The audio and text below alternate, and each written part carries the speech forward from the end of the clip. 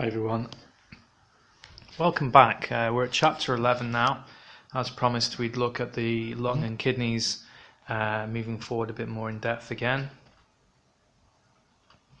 The lungs are responsible in Chinese medicine for controlling this respiration. We know this to be true also in Western medicine. But more than that, it dominates the qi. It dominates the qi, particularly of the skin and the hair. It dominates the ability to push water through the body through the pumping action of the diaphragm. The lungs open into the nose, they affect the mucous membranes, and of which we use quite a lot actually to excrete toxins, including toxicity from our food.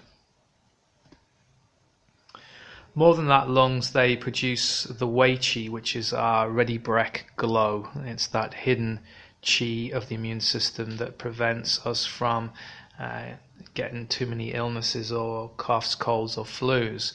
When we're run down, obviously, the first port of call for most viruses are the lungs or their upper respiratory system.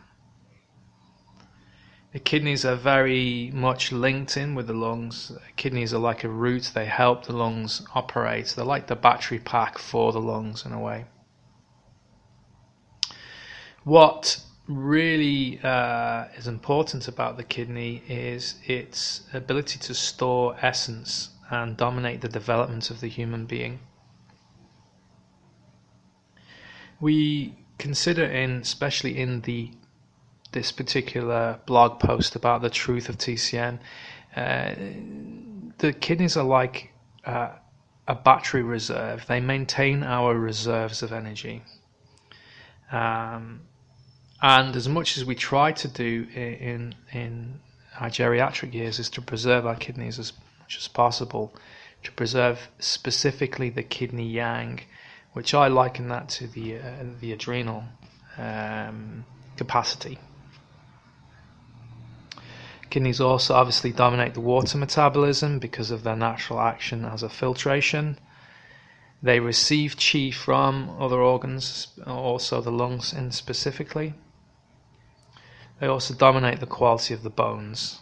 They look after the bone marrow. Often people with leukemia, brittle bone disease, they're going to be a kidney issue. If you don't use your joints, you can lose anything up to 40% of the calcium in the joint spaces and the joint articulations themselves. And we know this to be very true in astronauts. Loss of teeth is considered a form of osteoporosis. Calcium is being leached from elsewhere of the body, and hence the teeth then loosen. It's really, really important to understand how the kidneys do their job from a Western perspective. Also, look at the electrolyte metabolism system of the kidney. The state of the kidneys manifests in our hair. So, if we're losing our hair, for example, if our hair is graying, is a sign of kidney issues. Vital for overall energy is basically the key to longevity. And if there is any surplus of energy that you can store in your body, it's going to be stored in the kidneys. Very important to nourish the kidneys prior to female birth, prior to labor.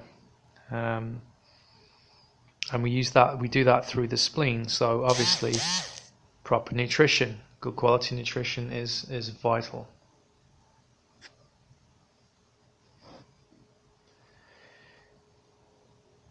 It's important to see how food moves through the system and how the lymph gets reabsorbed back into the blood. So therefore we have to include with the kidney is the spleen action. Spleen being very much involved in the transportation and transformation of liquids in the body. As a diagnostic tool, the ear is used to look at the kidney as a whole. Effectively, the ears manifest into the kidney. The condition of the nerves, nerve deafness, whistling, tinnitus, can be a sign of a kidney qi imbalance or deficiency. The kidneys also dominate the posterior orifices, so your bladders and your bowel. Hence, when people are adrenal fatigued, they can suffer with loose bowel syndrome.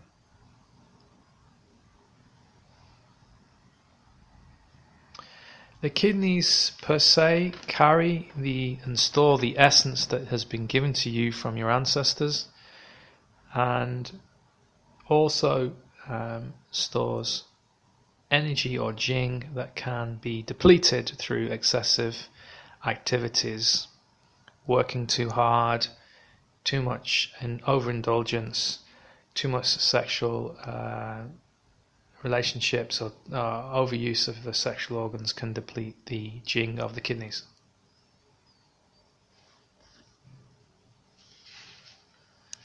So we will, of course, delve a bit deeper into these organs as we move on. What I'd like you to concentrate in is use what we call Chinese mind mapping. So we merge these concepts with the concepts of Tony Buzan, who is the inventor of mind mapping, and we take these concepts and we draw associations between them. If you look at his work, you'll find that you can accelerate your learning and cover a lot of these important concepts very quickly. So I'm going to invite you to join me in the next chapter, where we're going to be looking at some associations with the organs, the Fu and the Jiang organs, or the Zhang organs of the body. So thanks very much for joining me on this journey, and I will be talking to you very shortly. Thank you.